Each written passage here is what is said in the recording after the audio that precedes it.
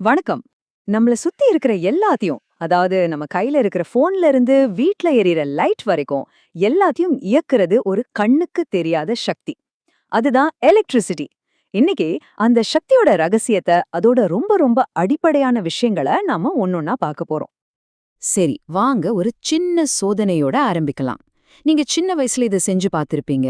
ஒரு பிளாஸ்டிக் சீப்பை எடுத்து தலையில நல்லா தேய்ச்சிட்டு சின்ன சின்ன பேப்பர் துண்டு பக்கத்துல கொண்டு போனா என்ன ஆகும்? அந்த பேப்பர்லாம் ஒரு மேஜிக் மாதிரி சீப்ல ஒட்டிக்கும் இல்லையா? இது ஏதோ மேஜிக் இல்ல.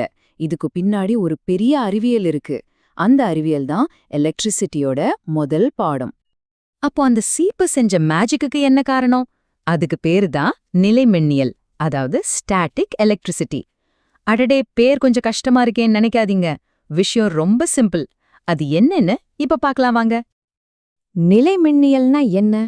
ரொம்ப சிம்பிளா சொல்லணும்னா, அசையாம ஒரே இடத்துல நிக்கிற கரண்ட். ஆமா, இது ஓடாது, ஒரே இடத்துல தேங்கி நிக்கும். அதனால தான் இதுக்கு நிலை மின்னியல்னு பேரு. சரி, இந்த அசையாத கரண்ட் எப்படி உருவாகுது? நீங்க தலையில சீப்பை வச்சு தேய்க்கும்போது நம்ம கண்ணுக்கு தெரியாத குட்டி குட்டி எலக்ட்ரான்கள் இருக்குல்ல, அது உங்க முடியில இருந்து சீப்புக்கு குதிச்சு ஓடிடுது. இப்போ என்ன ஆச்சு? சீப்பு கிட்ட நிறைய எலக்ட்ரான்கள் இருக்கு. அதனால அது நெகட்டிவ் சார்ஜ் ஆயிடுது. முடியில இருந்து எலக்ட்ரான் போயிருச்சு. அதனால அது பாசிட்டிவ் சார்ஜ் ஆயிடுது.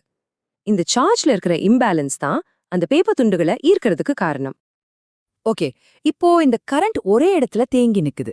இதை வச்சு நம்ம என்ன பண்ண முடியும்? பெருசா ஒன்னும் இல்ல, இல்லையா? அப்போ இந்த சக்தியை எப்படி நகர வைக்கிறது? எப்படி ஒரு பல்பை எரிய வைக்கிறது? நம்ம போனுக்கு சார்ஜ் போட வைக்கிறது? இந்த கேள்விதான் நம்மள எலக்ட்ரிசிட்டியோட அடுத்த முக்கியமான கட்டத்துக்கு கூட்டிட்டு போகுது. பாருங்க, எலக்ட்ரிசிட்டிய வேலை வாங்கணும்னா நமக்கு மூணு விஷயம்தான் முக்கியமா தேவை. ஒன்னு, அது ஓடணும், அதுக்கு ஒரு ஃப்ளோ வேணும். ரெண்டாவது, அதை ஓட வைக்க ஒரு தள்ளு, அதாவது ஒரு புஷ் வேணும். மூணாவது, அந்த ஓட்டத்தை கட்டுப்படுத்த ஒரு தடை, அதாவது ஒரு ஆப்ஸ்டக்கிள் வேணும். இந்த மூணும் தான் எலக்ட்ரானிக்ஸ் உலகத்தோட ஆதாரம். முதல்ல அந்த ஃப்ளோ பத்தி பாப்போம். அதுதான் நம்ம மின்னோட்டம் இல்லனா கரண்ட்னு சொல்றோம். ஒரு பைப்ல தண்ணி ஓடுற மாதிரி ஒரு வயர் வழியா எலக்ட்ரான்கள் ஓடுறதுக்கு பேரு தான் கரண்ட். இந்த ஓட்டத்தை நாம ஆம்பியர், அதாவது ஏல அளப்போம். அடுத்தது புஷ், அதாவது தள்ளு. பைப்ல தண்ணி தானா ஓடாது இல்லையா? ஒரு பக்கம் பிரஷர் அதிகமா இருந்தாதான் தண்ணி ஓடும். அதே மாதிரி தான் எலக்ட்ரான்கள்ல தள்ளிவிட ஒரு அழுத்தம் தேவை. அந்த எனர்ஜி டிஃபரன்ஸ் தான் நாம அழுத்த வேறுபாடு இல்லனா வோல்டேஜ்னு சொல்றோம். இது வோல்ட்ஸ், அதாவது வீல அளப்போம். கடைசியா அந்த ஆப்ஸ்டக்கிள், அதாவது தடை. பைப் ரொம்ப குறுகலா இருந்தா தண்ணி வேகமா போகாது இல்லையா?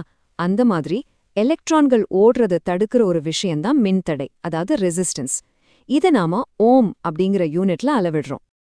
இப்போ இந்த ரெசிஸ்டன்ஸ், அதாவது மின் தடைங்கிற விஷயத்த இன்னும் கொஞ்சம் ஆழமா பார்க்கலாம். எலக்ட்ரான்களோட இந்த ஓட்ட பந்தயத்துல எது அதோட வேகத்தை கூட்டுது, எது குறைக்குதுன்னு தெரிஞ்சுக்கலாமா? ஒரு வயரோட மின்தடை 4 விஷயங்களை பொறுத்து மாறும். 1, அந்த வயரோட நீளம். 2, அதோட தடிமன். 3, அது என்ன பொருளால செய்யப்பட்டிருக்குங்கிறது. 4வது, அந்த வயரோட வெப்பநிலை. இது ரொம்ப சிம்பிள்.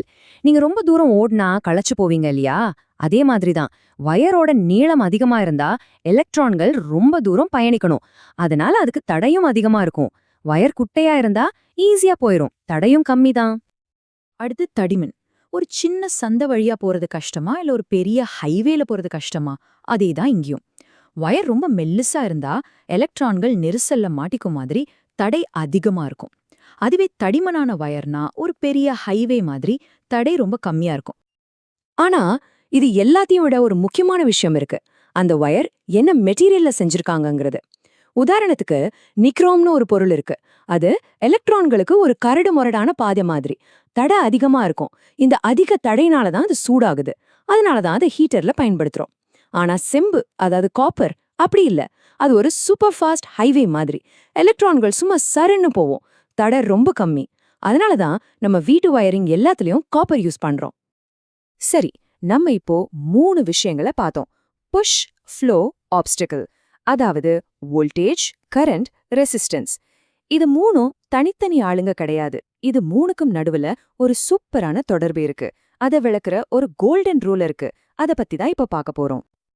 ஆமா, இந்த 3 விஷயங்களையும் ஒன்னா சேர்க்கிற ஒரு சிம்பிளான ஆனா ரொம்ப பவர்ஃபுல்லான ஒரு விதி இருக்கு. அதுதான் ஓம் விதி. V equals I into R.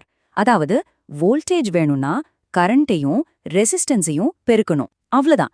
இந்த ஒரு சின்ன ஃபார்முலா தான் நம்ம யூஸ் பண்ற ஒவ்வொரு எலக்ட்ரானிக் பொருளோட இதயத்திலையும் இருக்கு. இது ஒரு மாஸ்டர் கீ மாதிரி. இந்த டேபிள பாருங்க. இது ஓம் விதியை நேரடியாவே காட்டுது. நம்ம வோல்டேஜ, அதாவது அந்த தள்ளுற சக்திய அதிகமாக கரண்ட், அதாவது ஓட்டமும் அதிகமாகுது பாத்தீங்களா? வோல்டேஜ் டபுள் ஆனா கரண்ட்டும் டபுள் ஆகுது. இதுதான் ஓம் விதியோட பவர்.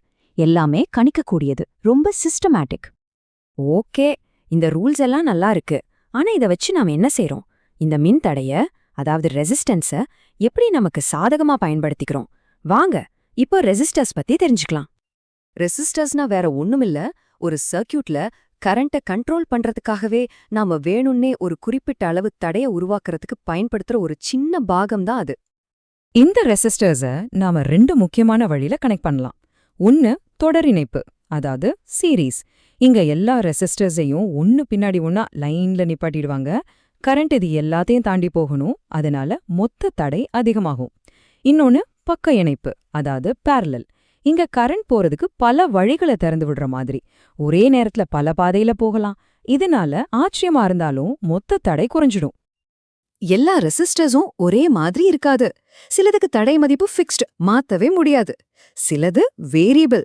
நம்ம ஃபேன் ரெகுலேட்டர்ல ஸ்பீடு மாத்திரம்ல, அதுக்குள்ள இந்த மாதிரி ஒரு ரெசிஸ்டர் தான் இருக்கு. இன்னும் சில ஸ்மார்ட்டான ரெசிஸ்டர்ஸும் இருக்கு. வெளிச்சத்துக்கு ஏத்த மாதிரி தன்னோட தடைய மாத்திக்கும். இத வச்சுதான் நைட் ஆனா தெருவிளக்கு தானா எரியுது. இப்போ நம்ம கையில 2 பவர்ஃபுல்லான டூல்ஸ் இருக்கு. தடைய கூட்டணும்னா சீரீஸ் கனெக்ஷன், தடைய குறைக்கணும்னா பேரலல் கனெக்ஷன்.